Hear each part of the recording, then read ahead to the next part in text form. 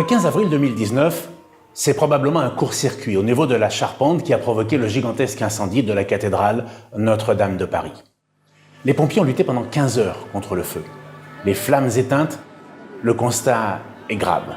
La chute de la flèche a transpercé la voûte. La charpente est en partie carbonisée. Les couvertures de plomb ont fondu. La stabilité de l'édifice est menacée.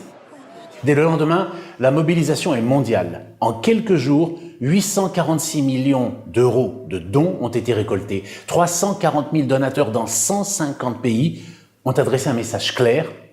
Il faut reconstruire Notre-Dame de Paris. Dès lors, une aventure humaine, mais aussi technologique, commence. L'État français, propriétaire de la cathédrale, s'engage à la reconstruire en 5 ans pour la rouvrir le 8 décembre 2024. Pari risqué, mais pari tenu. C'est une aventure d'immense coopération, d'immense collaboration. L'image qui me vient, c'est d'abord l'immense sourire général sur tous les visages des personnes qui travaillent ici, toujours extrêmement heureuses d'être dans ce chantier, extrêmement étonnées d'une certaine façon d'avoir été choisies pour y travailler. Et ça, c'est magnifique. Deuxièmement, c'est l'image des entreprises, qui sont toutes des entreprises d'excellence. Toutes elles ont été choisies et je crois que les entreprises de reconstruction de l'ancien en France manifestent une excellence telle qu'elles ont pu être choisies et je crois que c'est un très beau point et un très bon point pour la France. C'est une aventure à beaucoup de points de vue. C'est un défi qui a été fixé par le président de la République, le président Macron, un défi de 5 ans. C'est un défi donc d'organisation, de mise en œuvre de tous les corps de métier. Et puis c'est un défi humain, c'est une incroyable aventure humaine qui met en jeu une aventure collective, une équipe, des compétences. Pour la poursuite de ce documentaire, nous avons demandé à l'archevêque de Paris de nous accompagner au moment où les échafaudages commencent à être démontés. Nous avons tous revêtu notre tenue de chantier pour une visite exceptionnelle à l'intérieur de la cathédrale, avec comme guide Monseigneur Laurent Ulrich, qui, en qualité d'archevêque de la capitale nommé par le pape François en 2022, n'a pas encore pu célébrer dans sa cathédrale.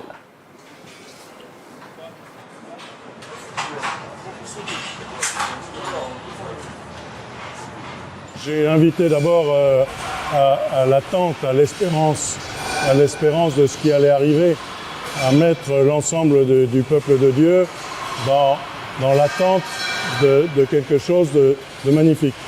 D'abord de quelque chose à quoi on ne s'attendait pas. Parce que il est clair que la cathédrale que l'on va trouver va être assez différente de la cathédrale que l'on a laissée le 14 avril 2019. C'est assez naturel parce qu'elle a été nettoyée. J'ai souvent dit à des personnes qui me disaient « Rendez-nous la cathédrale telle que nous la connaissons » et je leur ai souvent répondu « Je ne le ferai pas, je ne pourrai pas » parce qu'elle a pris des couleurs qu'elle n'avait pas jusqu'à présent. Le souvenir de beaucoup, c'était une cathédrale plutôt noire. Noire de la fumée des cierges, de la visite si nombreuse des visiteurs et des siècles, tout simplement.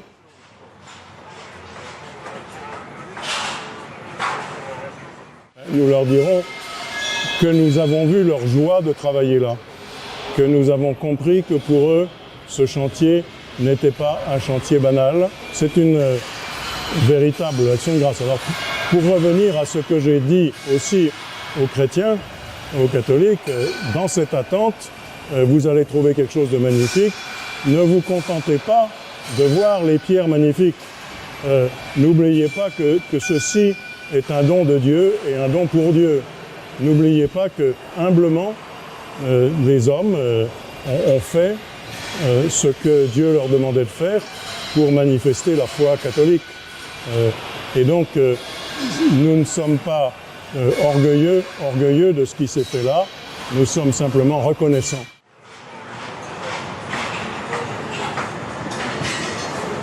Mais bien sûr, c'est un acte de foi. Il fallait beaucoup de foi pour dire que ça se ferait en 5 ans. Il fallait beaucoup de foi pour le lendemain du jour où on a vu la flèche s'écrouler, dire que cette flèche reviendrait. Il fallait beaucoup de foi pour se dire que en si peu de temps, on pourrait revenir ici, à la fois pour célébrer le mystère du Christ et aussi pour accueillir des milliers de pèlerins ou visiteurs chaque jour, comme avant, et même plus qu'avant, puisqu'on prévoit que le nombre va augmenter.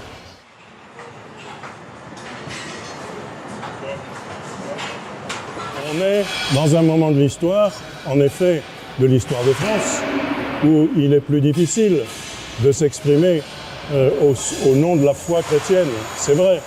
Mais en même temps, nous mesurons, à travers bien des signes, qu'il y a une vraie attente spirituelle qui est dans le cœur des Français. On l'a mesuré par le nombre des catéchumènes, le nombre des néophytes, le nombre de ceux qui demandent le sacrement de confirmation. À Paris, ça représente les catéchumènes, les néophytes et les confirmants, les confirmés. Ça représente plus d'1 millier de personnes cette année 2024, en forte augmentation. Et dans toute la France, ça l'a été. Ça veut dire qu'il y a vraiment dans notre pays beaucoup de gens qui se disent la satisfaction matérielle ne suffit pas. Les idéologies n'ont plus tellement cours. À quoi allons-nous nous raccrocher? Quel sens allons-nous pouvoir donner à la vie que nous menons individuellement, la vie que nous menons collectivement?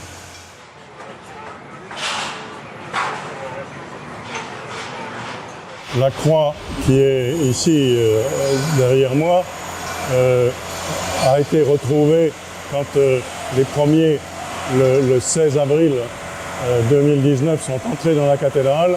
Ils ont vu la croix intacte. Ils ont vu Notre-Dame sur son pilier, intacte aussi. Et ils se sont dit que Dieu n'avait pas quitté les lieux. Et je crois qu'aujourd'hui, on peut le dire. Si la croix qui est là, à côté de moi, est encore couverte, c'est évidemment pour la protéger des poussières, puisqu'elle a été nettoyée comme beaucoup de choses, comme les stalles qui sont ici, qui ont été nettoyées, mais qui reprennent la poussière. Donc, tout cela manifeste que la vie n'a pas quitté ce lieu, et que la vie en Dieu non plus, je pense.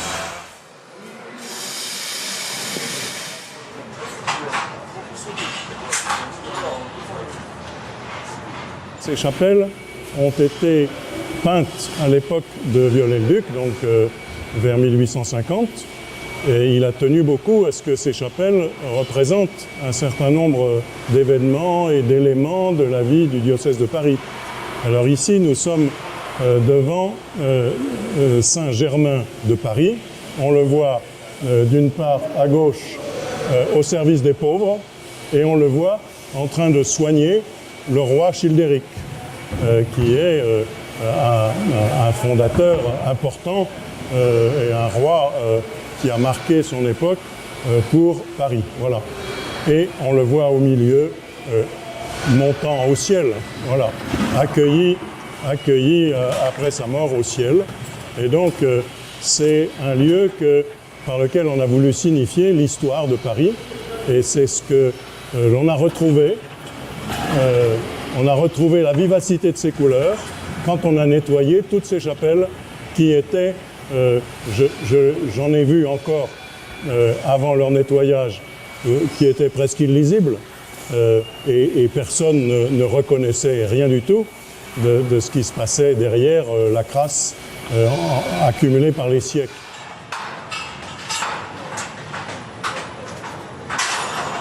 Dans cette chapelle axiale est déposée depuis un certain nombre d'années la Sainte Couronne d'Épines que Saint Louis s'était procurée et avait acheté en 1239.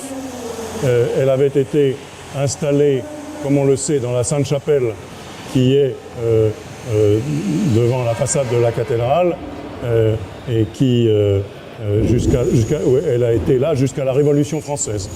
Et puis ensuite, elle a été, après un temps d'oubli, de protection, elle a été déposée à la cathédrale et le cardinal 23 a voulu qu'elle soit exposée régulièrement et qu'elle soit conservée dans la cathédrale. Et c'est ici que nous allons la remettre dans un extrêmement beau reliquaire qui sera important et qui est une œuvre magnifique de l'artiste Sylvain Dubuisson.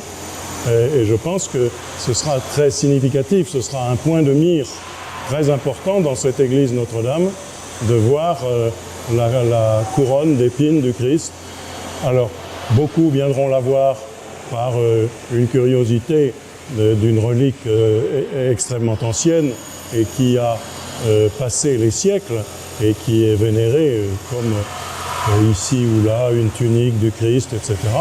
Mais cette relique a quelque chose d'extrêmement impressionnant, bien sûr.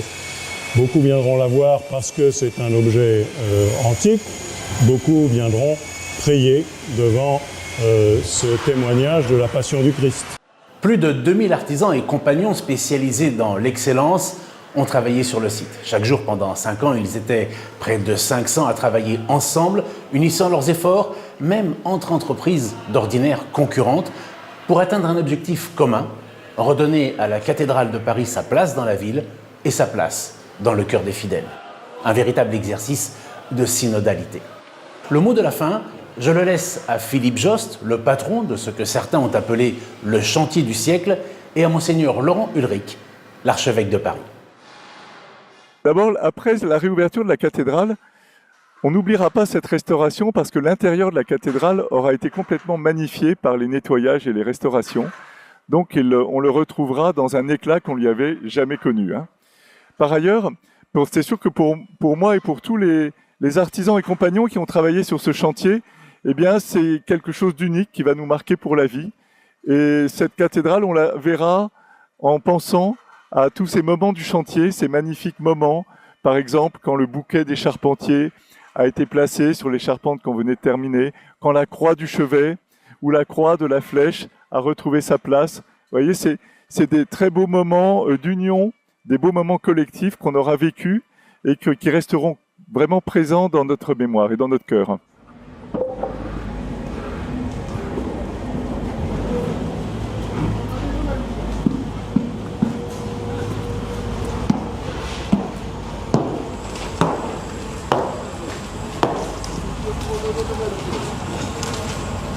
D'abord une grande confiance que tout ce chantier va se terminer dans les meilleurs, sous les meilleurs auspices, enfin de la façon la plus élégante possible, que les journées de réouverture seront des journées de grande joie, mais aussi de grande simplicité et de grande intériorité.